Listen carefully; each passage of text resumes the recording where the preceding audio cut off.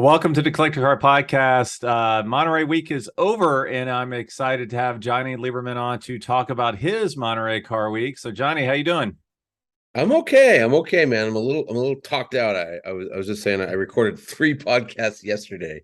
Um, and that was the day after I got back. And as I've been saying, I think I achieved the third circle of gout during car week. And it's wonderful, but if you're counting your steps, you're doing I don't know, 24,000 steps a day. You're outside wearing a suit for like 4 days in a row. You're drinking as much champagne as you can carry and just eating all the shrimp. So it's, yes, first worldest problems ever. But as I age, I think I think we figured out my 12th car week. It's just, it's a lot. It's a lot of fun, but it's a lot. It is, and I appreciate you being back on the podcast. And we ran into each other at the Quail. I just happened to get tickets this year, and I was thinking about it myself. I judged at at Concorso Italiano Saturday morning, and then I worked at RM Sotheby's. And for me, I was on my feet for 16 hours with a 1 hour nap. Yeah, and again, it's like you can't. I can complain to you about it, but the people who are listening are like, please. "Wait, the Quail? That's the one that's $1,000 a ticket. It's all the oysters you can eat, Right. and there's $500 million worth of the best cars in the world that you have to look at." And it's like, yeah, but man, Well, let's talk about your car week, because when I ran into you, I'd already seen you had been by RM Sotheby's and you sat in a Mclaren F1. yeah. We saw each other briefly. You're up for this quick call, so yeah, tell us what did your week look like? Like, walk us through when you got there, what cars you drove, some impressions. Yeah, I got there Tuesday actually. Okay. Yeah, I was up. Well, Monday I drove up Sunday, so I was up there for 8 days. But I live in LA. I drove up to Silicon Valley. Lucid showed a car at the Quail called the Air Sapphire, and it's their new 3 motor car, well over, as they say, 1,200 horsepower. Knowing Lucid, it's probably 1,400 horsepower, but well over 1,200. It's the most powerful sedan in the world. Blah blah blah blah blah. They launched a new luxury brand called Sapphire, and so I went and I hung out at Lucid on Monday, and I looked at the car, and I got the rundown, and I wrote a story about it for Motor Trend. And then Tuesday, I went to Pebble, and what did I do Tuesday? Oh, my friend Rory Carroll now works at RM Auctions, Yeah. so RM put me up for the night, and in the morning on Wednesday, we drove a 1930 Duesenberg, Right. which is pretty cool. I've never driven a Duesenberg before, and so I've always wanted to, and it was everything I thought it would be. Although it did, I think the water pump sort of something went wrong, so it kind of overheated, which sucks. So yeah, we were the jerks on the side of the road in downtown Monterey with a Duesenberg with steam pouring off the engine. So compare that experience to all the other car experiences. I mean, you said it's what you expected, but what did you expect? Well, I drove a 1930 Bentley 8-liter one time, and I figured this would be pretty similar, and it was pretty similar. But look, it's impossibly long, it's impossibly narrow. Nothing is assisted. You have to worry about advancing and retarding the ignition on the steering wheel. It's just you sit as high as you do in an SUV. It's a torque monster. Like you cannot stop this thing from going forward. But you also can't stop really well if you needed to, if that makes any sense. So it's great old car. As the guy in crew told me about the Bentley, double declutching is mandatory because synchros hadn't been invented yet. So you're doing a lot of clutching, but fantastic. I mean, just Which one fantastic. was it? You remember? It was a J. It was a 1930 J. So it was like Okay. a black car with maroon highlights. It actually wasn't the one I was supposed to drive. The one I was supposed to drive wound up getting, because if you've never been, you've never been. But if you've never been, they take over the Portola Hotel RM, and so they stick cars everywhere. You go up an escalator. There's a Duesenberg Yep. staring at you, and literally the one I was supposed to drive somehow got stuck on the floor. At the end of the elevator. So this was the other one. Okay. So anyhow, and then I drove even better, in my opinion, a 1972 Mercedes 600. That's the And green one, right? green with the Beautiful. light green top, and I Yep. mean, literally perfectly restored. I mean, probably better than it ever was at the factory, to be honest. An impossibly wonderful car. The air conditioning was so cold we had to turn it off because our fingers were freezing. Wow. Just, you know, and really good cars do this to me, where I was driving around and just really enjoying myself, and the thought enters my head like, look at all these suckers not driving a Mercedes 600. Like, you know, you only live once and you're going to be in your Honda. Like, oh, Right. and Yeah. so it was fantastic. Like, just a wonderful car. And then from there, let's see, Well, Thursday. you skipped over the McLaren. Yeah, I sat in a McLaren F1. Any thoughts on that car? I mean, You know, I think it's the second one I've sat in. I've been around probably 10 of them. It's kind of getting to the point for me where it's like, if I don't drive one soon, I don't know, it's hard. Like, yeah, I mean, yes, I understand they're very expensive and everybody loves them, but I've never driven it. So I don't know, maybe it's terrible. right. You know, it's hard to get in and out of. It's really no elegant way to get out of the thing. You can sort of like worm your way in. But I've sat in Leno's, and yeah, I've reached the point in my career where, you know, time to drive. So I'm gonna probably just have to bug Leno about it. But yeah, it was very cool. And I mean, I skipped over a lot of the stuff. Like, RM was Yeah. littered with amazing cars. You know, that Ferrari room, I was salivating. You know, they had a 288 GTO that I also sat in, and the F40, which I also said. What I was doing was I was getting all these amazing cars and, like, you know, flipping off the camera and sending pictures to my friends. I have certain friends that really like F1s, really Yeah. like F40s. So yes, I am 12 years old, but I figured out a way to monetize that. And yeah, so RM was killer. It was really cool. And you know, it's one of those funny things, and it's just how life works out. Like, I never had an in at RM. I just never really knew anyone there. And I was always and I still am, but really friendly with Gooding. Like, I know David Gooding, you know. But I would just, not for any malicious reason, I would just always like ignore RM and spend time with Gooding. And so for Sure. the first time I spent time with RM, and I loved it. It was great, you know. So Well, we love you too. So yeah, thank you. But it was, you know what I mean? It's just one of those things. Like, it's just like, you know, we never met, for whatever, just, you know, that's how life is. yeah. But it was great. It was really great. And then let's see, I'm trying to think. I know I did something Thursday. I'm blanking. I saw the new the Zinger. Oh yeah, I with saw the you post on Instagram. You weren't quite sure if that thing would maybe come to realization as they advertised, right? Well, no, I mean, maybe I posted a while ago, but Okay. this time, this was the long tail version.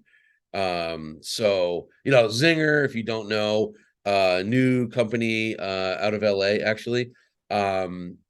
You know, like, the stats are ludicrous. You know, it's a 900 whatever horsepower V8 that they designed with 3 hybrid motors, and, you know, total output is up to like 1350.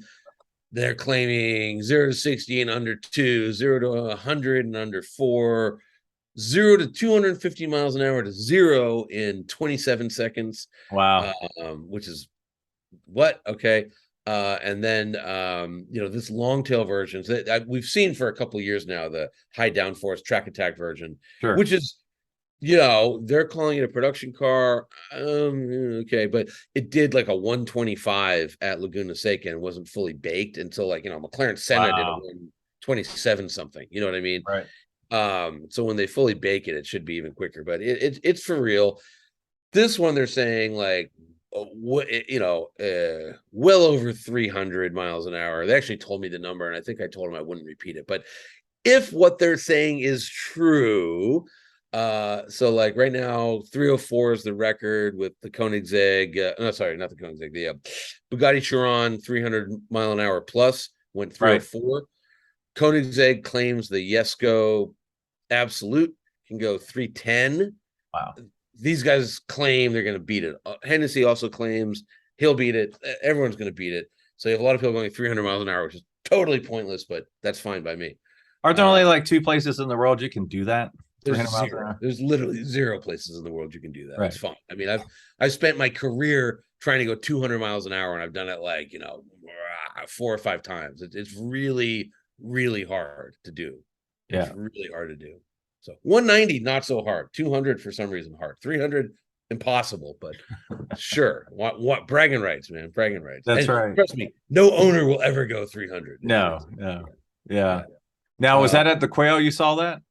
No, they had a little party. Oh, okay. They had like a little reveal, and it was cool. It was fun to see like Kevin. So what's so cool about that car, and the reason I feel it's worth mentioning, so Kevin Zinger and Luke Zinger, father and son team behind the thing. What's really actually much more interesting than the 300 mile an hour claims and all that is that the whole car is 3D printed, but it's not just 3D printed. Wow. They've developed the 3D printers. And so there's another company behind it called Divergent Technologies. And it's like accelerated evolution. So they'll say like, okay, we need this part, right? This is I don't know, hangs an exhaust pipe off, right? And it needs to support this amount of weight and take this amount of stress.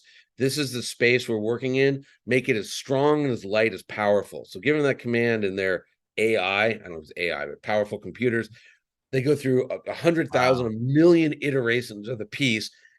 The computer invents its own alloys. So it's like, let's try 70% aluminum, 29% magnesium, 1% zinc. So they're actually the computer's developing, and then they're patents. They're getting patents on their own Zinger alloys.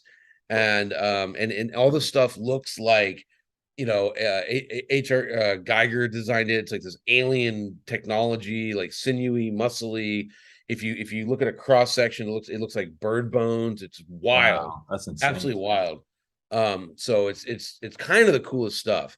And it's hard to get that message out, but so I'm very excited about Zinger and the future. How does their weight relate to? I mean, obviously there should be no excess weight because it's so made for that exact purpose, space, blah blah blah. How does their weight compare to other light cars? I haven't weighed it. I don't know. They claim it's much lighter, but the other thing to know is other OEMs are like using them. So in other words, Zinger for a long time has said that 8 OEMs are using their technology, and they finally this week revealed that Aston Martin's one of them. And so that Aston showed a car this week called the DBR 22, sort of like a windshieldless speedstery thing, but the rear subframe is manufactured by Divergent Technologies, Zinger's parent company. And the advantage of it, aside from being super light, and it's super, the stuff is super light. I mean, I've seen Kevin Zinger, who's weighs 165 pounds. I've seen him pick up, hold over his head the rear subframe of the Zinger. But the real advantage, aside from that, is they were saying halfway through development of the Aston Martin, they changed the size of the gas tank. So that meant they had to redesign the rear subframe. And normally, because of safety crash tests, you're talking, it's a weeks or month-long delay to get the new part. They had it to them in like 6 or 7 days. Wow. And so they just tell the computer, like, hey, figure it out. This is the new shape. These are the parameters. And it just comes up with it. And it's like, on average, I think they were saying it's like, is either 40 or 60% lighter, significantly lighter, significantly stronger, and especially in terms of crash, like, an order of magnitude better in terms of crash, because that's one of the things they program in is like, make sure this works out in a crash, protect the passenger cell. Right. Okay. It's really cool technology. So saw the $345,000 Range Rover Carmel edition, 117.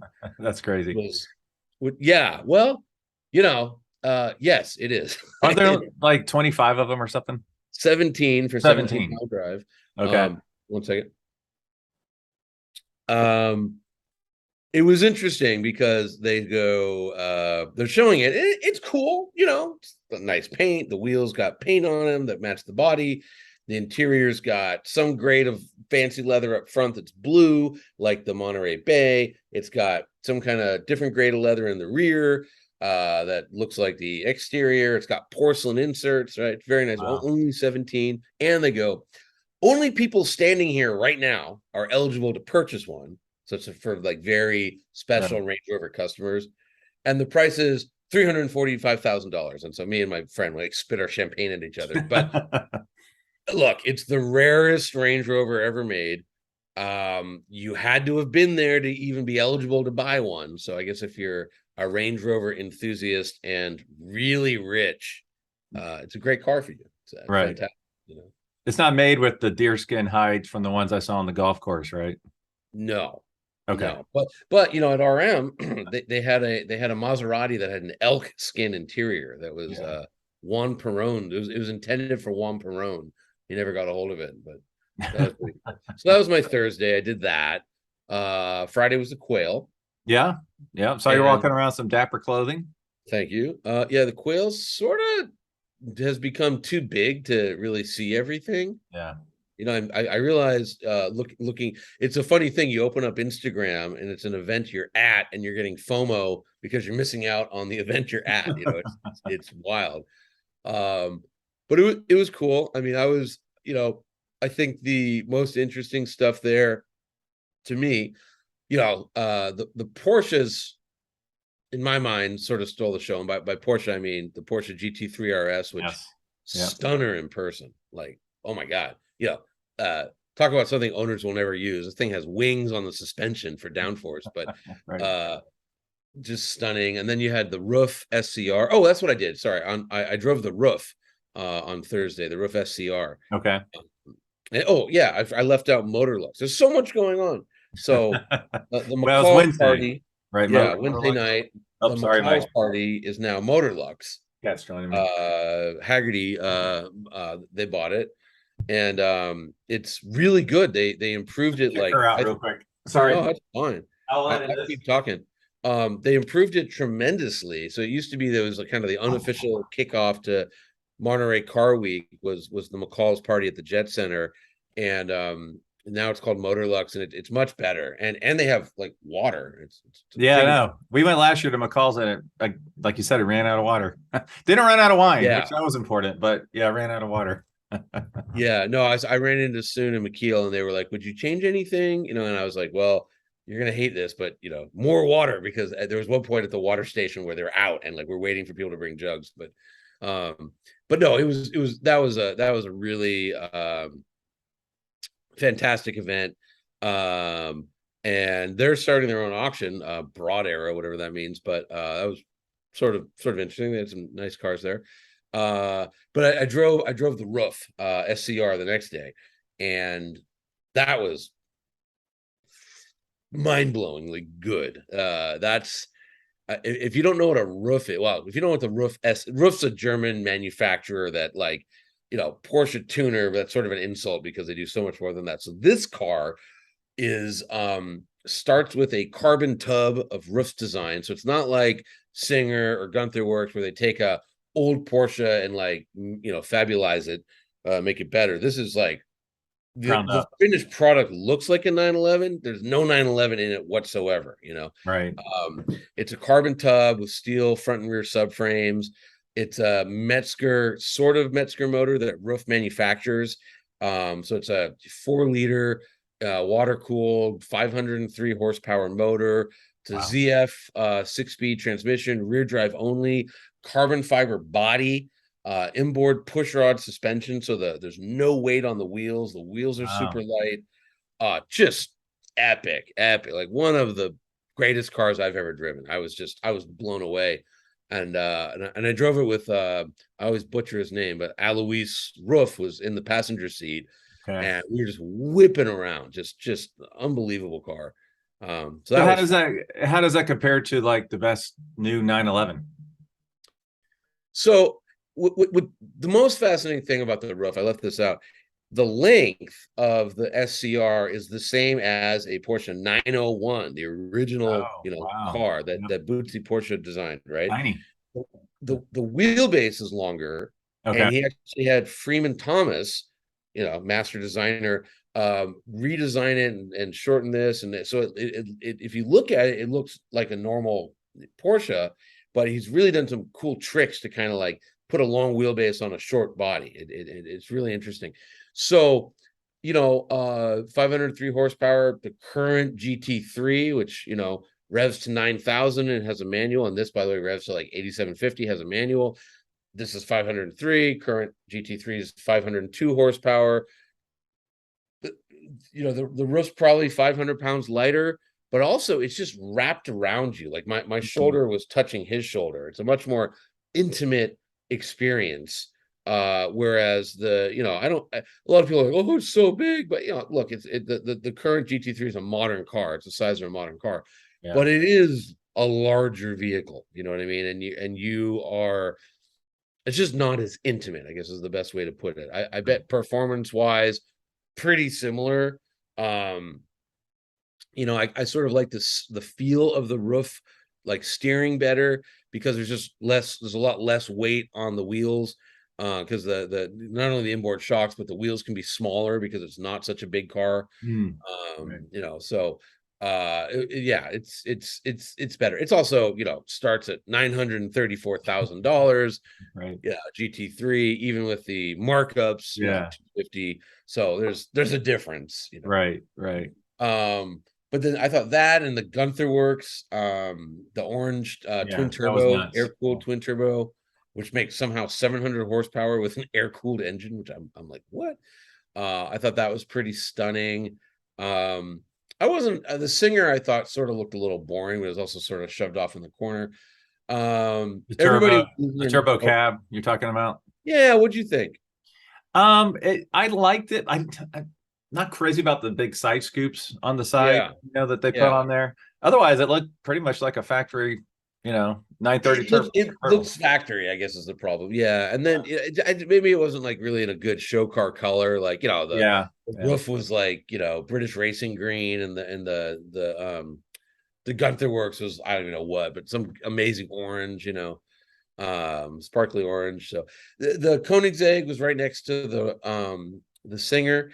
And then it's a horrible name, CC 850 or CC 58 or whatever it is, CCR 8, I don't know, but it has a automatic and a manual transmission, which people were really excited about. I was much less excited about it than everybody else, but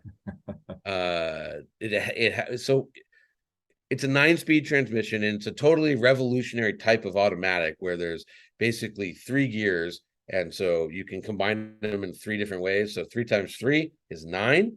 Right. And then manual, you pull out one of the combinations. So 3 times 2 is 6. That's your 6-speed. And so if you've ever been on a simulator, a racing simulator, you have a manual transmission.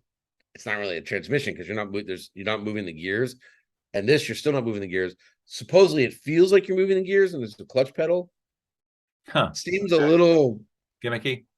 Totally unnecessary to me, but people were losing their minds over it. They just could not believe it. So maybe I'm old and out of touch. So I don't know. Yeah. And then my favorite car, shockingly, I heard about it, and I wasn't even excited. The Bugatti Mistral. And it's just basically a Chiron with like half of a Devo body kit and the roof removed. I just thought it looked stunning. Black. Oh, but black with the yellow interior. And it's like they took the Devo, which I thought was kind of a immature, overly aggressive, clownish kind of body kit, and they really made it elegant on this. And it's got the widest kind of horseshoe grill they've ever done, and the back is just like just phenomenal looking. And I was like, whoa. Right. And they're $5 million and they made 99, and they're making 99, and they're all sold out before anyone saw the car. So there's a cool 495 million euros for them or whatever. So that's right. Way to go, Bugatti. Yeah. How about like Pagani or some of the other? Acura was there. You had the modern interpretation of a dune buggy, which I thought was Myers Manx. So back to Freeman Thomas. So he's now the CEO of that company, and I thought that was cool, and I loved how they stuck it in a sand trap. Yeah, that was awesome. That was like brilliant. I hope everyone really noticed that. And like from now on, if you have an SUV at the Quail, it has to be sitting in a sand trap. I thought, that's cool. And I also heard the price point of that, which is it's a new electric version of a Myers Manx. It's like $65,000 for the small battery, which is like, yeah, it's still a rich guy's toy, but hey, that's an attainable rich guy's toy. Difference, yeah. So that was cool. I mean, Pagani's great. That nothing new, like the car they had on the stand. I've driven it, the Huayra R, which is the absolute best sounding car in the world. I don't know if you saw Gordon Murray was there, the GMA Gordon Murray Automotive with the the T.50 and the T33. What do you think of those? Well, give me a second. I'll get back to what I think of them. But they fired one up, right? And they're gonna hear you're gonna hear the sound of the V12. It was cool. I was standing on stage and I heard it and was like, yeah, it's a pretty good sounding 11,000 RPM, 12,000 RPM, whatever it is, V12, Cosworth motor. And then Pagani fired up the Huayra R, and it's just like, no one. And I've been in the Aston Martin Valkyrie AMR Pro on a racetrack. Nothing comes close to this. The way this Pagani sounds, it's like, I don't know if you heard it when they fired it up, but it was I wasn't. Yeah, I missed it. Yeah, it was 1:20 in the afternoon. It was just unbelievable. Wow. Yeah, so that was pretty cool. Yeah, I mean, look, it's kind of sort of how I feel about the McLaren F1. Like, very cool. They don't look that cool. That's the one with the fan on the back, right? Yeah, the GMA cars. I don't think they look very cool. And right. I know that like Gordon wants them exactly like this. And I'm sure they're neat. And I know Dario Franchetti, and I know he's driven it and really likes them and helped develop it. But like, I don't know. I don't think it looks, like that Lamborghini sitting next to it looks way cooler to me. Right. Again, I know it's ultra light, ultra small, manual, V12, everybody's dream. But if you're in that $3-4 million neighborhood, got a lot of choices. little flash, little pizzazz, right? And they're just kind of dull, Yeah. It is my take on it. I'm sure I'm wrong, but that's just I was looking at them I was up there for. They had to warm the oil or something for like 10 minutes. So I was standing there just staring at the thing before they started revving it. I don't really remember what it looks like. It's just sort of this blue shape, like a some kind of Easter treat. I don't know. Yeah. So all right. So that was the Quail. Anything else at the Quail? Of note? The LM002s. They had 6 Lamborghini LM002s, my favorite vehicle maybe ever. I lead a very weird life. So of the 6 that were there, this is just for our listeners. This is the Rambo Lambo, the Sport Ute from the late 80s, early 90s. Yeah, kind of mid to late 80s. Yeah, beautiful, so very beautiful. Countach V12, developed for Muammar Gaddafi and the Libyan army, but they don't like to talk about that. And then they pulled the plug. Originally developed, interesting truck because it was supposed to be in the late 70s. The U.S. Army said, hey, we got to replace the Jeep. We need a new Jeep. So they put out the call. Eventually, the replacement became the Hummer, the H1 Hummer. But, Lamborghini tried. They had a thing called the Cheetah, and then there was the LM001, so Lamborghini Military 001. Very wonderful name. And then the 002, Gaddafi was like, hey, but that didn't work out either. So they just put them into civilian production. They made 347 of them. And the wild part for me is of the 6 that were there, I've driven 2 of them, and I was attempting to drive the 3rd one, but my friend Vinny, who was starting it up, he flooded the engine, so we couldn't drive it. Oh, yeah. But I've driven over 1% of all LM002s ever made. So that's actually, back in the early 90s, I lived in Jacksonville when they were based in Jacksonville. And I remember going up to their castle, as it was known, and put my head up on the tinted windows, and I could see the outline of an LM02 and a couple Diablos. And later I found out the Evan Schoen, car specialist with Armed Sotheby's, he worked for Lamborghini at the time, and he was probably in the building the time that I was trying to. Oh, that's funny. That small world. So yeah, that's great. Anyways, I thought that was like cool. There's not as many of those left as there should be, and they're such neat trucks because it's name another giant 8,000-pound SUV with a V12 and a manual. right? And Horatio Pagani designed the interior and did a lot of the engine engineering as well, like all the air filtration, and they were designed because of Libya to like keep sand out of the motor. So if you ever open it, it looks like these giant like kind of crock pots things, and they're just like sand and air filters. And They're beautiful, beautiful trucks. yeah, they're cool. They're cool. So that was Quail. Saturday. Oh, Saturday I flaked. I was supposed to judge Concours de Lemons. Oh, sure. And I just flaked. I was like, you know what? Same joke, 17 years. I just don't have it in me. And I just flaked. And I talked to Jay Lamb. I'm like, if I flake, is it a big deal? And he was like, nothing on earth matters less. Like, don't worry about it.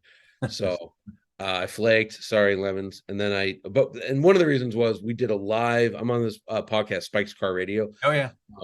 So we did a live show. And I don't know, I was a little nervous. I didn't want to like, stand out in the sun for 3 hours and then go do a live show. So we did a live show on Saturday, sold out crowd. Super fun. It was me, Spike, Ferriston, Zuckerman, Matt Farah, Jerry Seinfeld FaceTimed in, and it was a ball. It actually went live today. I don't know when this podcast goes out, but just went live today. And it was cool, and yeah, we did about an hour show, just kind of did our normal show and read ads and everything. And it was fun. It was cool. Yeah, I listened to Spike weekly, and he's been on the podcast before, and yeah, enjoy it for sure. A lot of fun you guys seem to have. And this is posted on Thursday, so listeners, it posted yesterday, so be sure to check it out. Spike's Car Radio. Yeah, it's cool. It was, we even do Dear Zuckerman, which is my one of my favorite segments. Dear Abby, Dear Zuckerman, yeah, exactly. Sorry, if you haven't listened, we have this guy Paul Zuckerman, who's a banana peel lawyer, as he describes himself. But he's just a funny guy. I don't know. He's got this horrifying accent. Like, yeah, hey, you short-fingered maggot. Hey, that's actually how he sounds just like him. Yeah, I've been working on the accent. That's when he's not on the show, I have to imitate him. That's right. So, and it was great. It was a really good time, really, really fun. And then Saturday night, what did I do after that? It was a Bentley party. Yeah, Bentley signature party, which was really packed and a lot of dancing. Not really my scene, but it was good to see some friends. And then Sunday, the big show. Yeah, and I thought it was incredible. How do I put this? I just think that like what Sunday on the lawn at Pebble Beach is the singular greatest car thing in the world.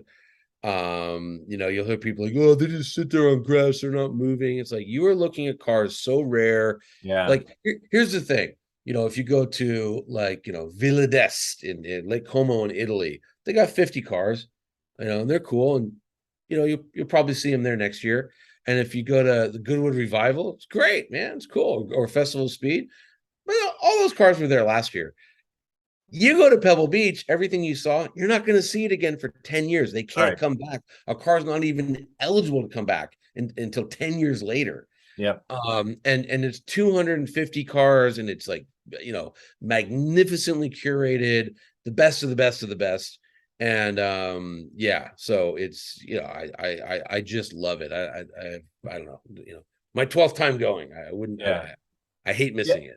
Yeah, and you were doing a little color commentating at one point. I saw you on the Megatron or something like that. Yeah, so the Torque Show. So Justin Bell and TK Tommy Kendall, they do the live coverage. Motor Trend, we used to do it. I think I did about 3 or 4 of those. It's really it's a pain, man.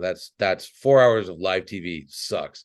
Yeah, but yeah, Justin had me on. And it was cool. We talked about the hot rod class. So Ken Gross, who's one of the main, I guess, curators, I don't know the actual term, but he picks out the cars for the classes. Huge hot rod guy, and in fact, his hot rod was on the lawn, and it was a very specific 1932 Ford class, and the cars were awesome. And yeah, so we just talked about that, and just the show in general, and racing, and it was fun. We had a good time. So I'm going to ask you 2 impossible questions. Yeah, go ahead. What was one's not impossible. What was your favorite thing you ate the entire time? And then what was your favorite car for the weekend? I went to a Cadillac dinner. I'm sorry, I left. There's so much happened. I saw the new Cadillac Celestique, Okay. uh, not Celeste. Celestique, Celestique. They're very rhymes with lyric. Their other new EV. Okay. Yeah. So and I kept going. So it's tick, not teak, and they're like, yeah, it's tick. But anyways, at the and so if you don't know, the Celestique is the $300,000 hand-built Cadillac EV that's coming. Well, hey, look, if Range Rover can sell a $345,000 Range Rover that is exactly the same as a Range Rover, like performance-wise, like, hey, Cadillac can sell a $300,000 super sedan thing. But at the party, they had these fancy tater tots with caviar on top. Oh, nice. And like literally delicious. And I was talking to my friend who's a pretty famous chef, and I was like, dude, he's like, I was like, they're so good. And he goes, yeah, Johnny, adding salt and fat to salt and fat, it's very tasty. That's an old one. That's chefs aren't impressed by anything. But I'm assuming you do not add ketchup to those tater tots, right? it was a hand passed hors d'oeuvre. So no, there's no. And they were cut like little Lego bricks. I mean, they were little like rectangles. It was Okay, that's kind of nuts. With caviar. It was delicious, absolutely delicious. Yeah, so that was good. I feel like there's something else that was really. Oh, I went to the Gunther Works house. I did a lot, man. It was a full. Yeah, you're full all over the place. Yeah. Yeah. The Gunther Works house had some unbelievable food. I forget the name of the chef. Dang it. But yeah, he had these little sliders that were like like imagine the McDonald's hamburger perfected and made from like meat. So it's just it was really, really good. Yeah. And then favorite car of the weekend, boy. You drove a few. Look, oh boy, probably there was a Voisin C25. I don't know if you saw that one. It was a dark blue car with a yellow secondary color, and then like a real bright orange pinstripe. Not even pinstripe, but just like another. Oh, was it like humpback with the 3 portholes? Humpback, and then the roof had portholes in it. Yeah, that thing was insane. Back.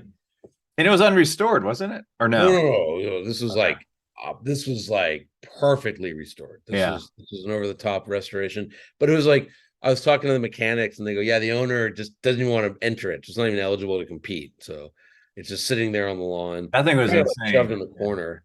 There was an unrestored Voisin further down the line because I was blown away to see an unrestored one too. So yeah, that thing was nuts with the portholes on the back. Yeah, that was cool. I mean, and then like there was that silver David Mcneil's 250 GTO was like, I mean, I was listening to him talk to the judges, and he's so casual about it, but he's like, yeah, like because it had the paper tape over the headlights. Yeah, and it had the we actually. Oh, what's that? The stripes, Italian stripes, right? Red, white, green. Well, yeah, but this was just there was just paper taped, masking taped over the headlight for some reason. And he's like, oh yeah, so we went to France to buy the masking tape because in the US we use inches, they use millimeters, so it's a slightly different size. And I was like, this is gonna win the class, and it did. Yeah. That was pretty good. And then there was it was a 1937 Fagoni and Falaschi Talbot Lago that I was sitting there looking at, going like, you know what, this is arguably the greatest car in the world.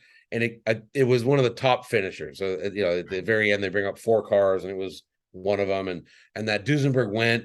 I might have been a little down on Duesenberg because of what happened when the one overheated, so I wasn't really looking at it too carefully. But the winner was a nice car too. But I think you're like, take a set of keys and drive out. It's probably that Voisin. Would do it for me. Yeah, and that Duesenberg actually won. That's actually an RM restoration. So Gord no kidding. Drove it on the rally, which is pretty cool. It's a beautiful car. Yeah. Yeah. Hey, congratulations. Good job. Yeah, it was incredible. Yeah. Yeah. Incredible. For sure. Yeah. Wow. Okay. What time did you get home? Yesterday. No, 2 days ago. Monday. I drove home Monday at I don't even know. Some point on Monday.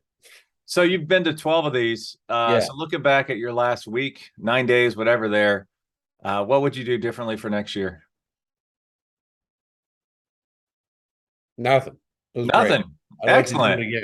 Yeah. No, It's the greatest, man. I mean, okay. I mean, this is a real inside baseball, horrible thing to say, but like, stay at Spanish Bay. I was at a different hotel.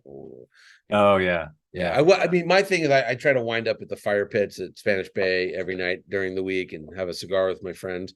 And I did that, but then you got to like schlep back to the hotel. So sure, yeah. Spanish stout. That's the only thing I do different. All right, so there is something. Really a horrible, again, entitled, nasty thing to say, but you asked. So. I did ask. Yeah. Maybe eat a little less. You don't need to like eat. I mean, it was rough by Sunday. Yeah. But you get plied with food, So yeah. Well, man, we appreciate it. Where are you headed off to next? What can we expect from you coming in next couple of weeks? Okay, I'm going to New Jersey tonight. Little family vacation, believe it or not, people vacation in New Jersey. Then I'm going to Daytona to look at the Porsche 963. So that's the new Le Mans hypercar. Yeah. I'm gonna go watch it testing, and then I'm off to Spain to look at or drive the Range Rover Sport and a couple other variants of that, including I think a Range Rover Hybrid. Goodwood Revival, pop over to England, do the revival, which is fun. Small chance I'm going to Korea, don't know. And then what for in Korea? Spain. What's that? What for in Korea? Drive some sort of car. I don't know if I can talk about it, but it's either a Hyundai, a Kia, or a Genesis. Yeah, it's one of those. Yeah, I'm not sure what I'm allowed. It was briefly brought up yesterday. Sure. And then I'd probably go right from Korea back to Spain to drive I don't know if I can talk about this either, but it's an Audi. So, okay. Yeah. I whatever. It's an RS5 competition. So right. It's Koenigsegg. I don't know if you can. Maybe I made a mistake. Anyhow, it's a big September. Wow, that's huge. Yeah. So, well, I'm not doing SUV of the year or car of the year for Motor Trend this year. Okay. And they're just like, well, we need someone to go on press trips. And so there you go. You're the guy. Yeah. All right. Well, what's the best way our listeners can find you? I know you're all over the place. The only way that, no, I shouldn't say that, but the best way is Instagram. Yeah. It's just Jonny Lieberman, and my name is spelled a little funny. There's no H in Jonny. It's Jonny. Jonny Lieberman, or motortrend.com. But Instagram is Jonny Lieberman, and Spike's Car Radio. That's awesome. The other place every week. Well, man, thanks for sharing your Monterey Car Week with us on the Collector Car Podcast. Yeah, Greg, thanks, man. It was fun as always. Yeah, do it again. Awesome.